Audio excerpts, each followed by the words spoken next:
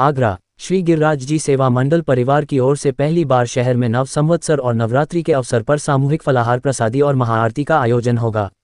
मंगलवार को water work स्थित अतिथिवन में संस्था के पदाधिकारियों ने कार्यक्रम के आमंत्रण पत्र का विमोचन किया। विधायक पुरुषोत्तम खंडेलवाल ने बताया कि सनातन की पौराणिक मान्यताओं के अनुसार से किस तरह से सामूहिक ब्याह का एक पोस्टर विमोचन किया गया है। देखिए, सामूहिकता से के साथ हम लोगों को रहना ये हमारी पुरातन संस्कृति है और सनातन परंपरा भी यही है कि हम सामूहिक रूप से रहें।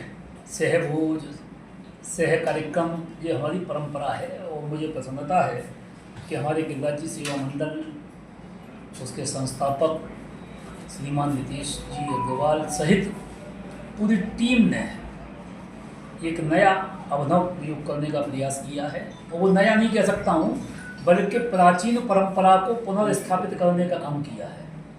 क्योंकि हम लोगों के होश में कभी ऐसा नहीं हुआ कि सामूहिक फलाहार, लेकिन सुनने को मिलता है। हमारे गुरु जी बैठे हैं, इनके आशीर्वाद से हम सब लोग ये काम करते हैं। ये तो मंदिर में सामूहिक कार्यक्रम ही कराते हैं। भगवान के दरबार में सभी सामूहिक काम होते हैं और गिरिराज सेवा मंडल भी भगवान श्री कृष्ण का काम करता है।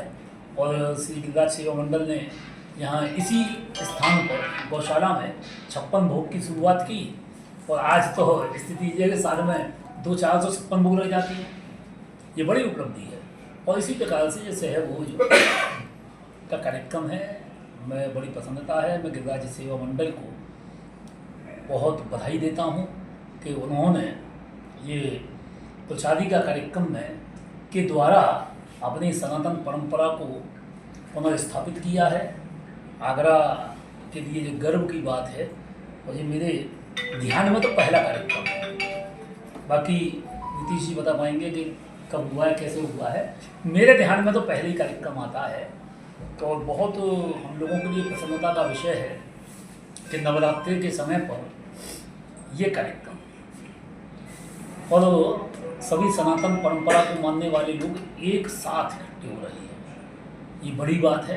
बहुत बहुत बधाई है गिरिराज सेवा मंडल को कि जिस प्रकार से गिरिराज जी की जो शोभा यात्रा निकालती हैं, फिर वहाँ पर वृंदावन में तो गोवर्धन में तो आनंद वाला कार्यक्रम होता है और ऐसी आनंद गिरिराज सेवा मंडल देता रहता है। और मुझे अच्छा लगा। सभी गिरिराज सेवा मंडल के सभी पदाधिकारियों को, नीतीश जी की पूरी टीम को बहुत बहुत बधाई, बहुत बहुत शुभकामनाएं। और ईश्वर से ये कामना, भगवान इनको और अधिक मजबूत करे, जिससे कि और अधिक सेवा करने का इनको अवसर मिल सके। और आदरणीय गुरु जी बल्केश्वर मंदिर, जो हमारा प्राचीनतम मंदिर आगरा का है, उसके महंत हैं, उनका आशीर्वाद भी हम सब लोगों को रहता है। और आज के इस पुनीत कार्यक्रम में उनके आने से 4 चांद लग गए। और परसों के कार्यक्रम में भी निश्चित रूप से इनकी उपस्थिति हम सब लोगों को और गिरिराज सेवा मंडल को खासतौर से शक्ति प्रदान करेगी और प्रेरणादायी रहेगी। महाराज जी, आरती का समय क्या रहेगा? मुख्य अतिथि कौन रहेंगे इसमें?